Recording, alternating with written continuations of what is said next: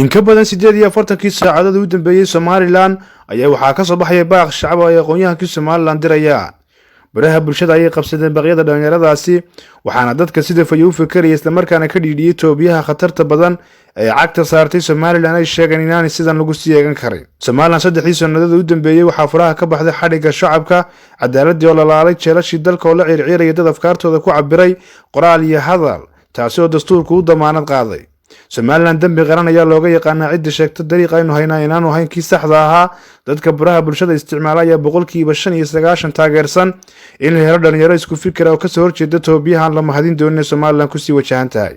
Xalka ugu dhow ayaa la sheegay inuu yahay kacdoon shacab oo lagaga hortago dariiqa khaldan ee lagu mantaanshay ayna ka sokayso car hadal haddii baad hadasho waxa ku soo diray farmaajo iyo Soomaaliyeed mushahar ka qaadata iyo qaar kale oo badan dadka dhagahooda waxaasi ku soo dhacayana waa kuwa u cimaamaday in Muuse noqdo madaxweynaha Soomaaliland.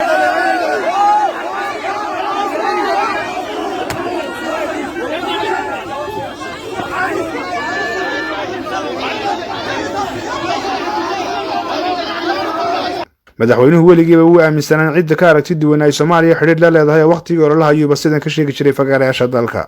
Somaliland hore ay xal ugu lahayd deegaanada dulmigu hareeyay ee Sool Sanaagta bariga gobolka Awdal hadda se waxa loogu yeedhay beesha dhexe ayaa iyaduna kala dhaqaaqday. waa kan madaxweyne Muuse isagoo leh waxaan haynaa dariiqii Somaliland ku heli lahayd cadaalad iyo wada noolaansho waqtigii dooda saddexda gudoomiye xisbi qaran loogu qabtay magaalada Hargeysa. qabta in laga dhageysto cabashadooda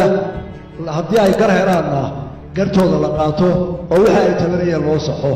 waxaan ogsiinaynaa in horta dadka aan isugu yeedho isbartaan marka waxaanu furi doonaa in ay goboladu waxay kaga cabanayaan dawladda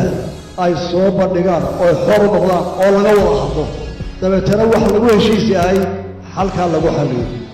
baqdin ayaa laga qabaa in lagu noqdo 1991 wixii Somaliland ka soo dabaalatay haddiiba la hadlo oo la sheego inaan ahayn dad iyo dal sidan ku sii socon kara waxaaba lagu jawaabay Muqdisho ayaa laga soo diray.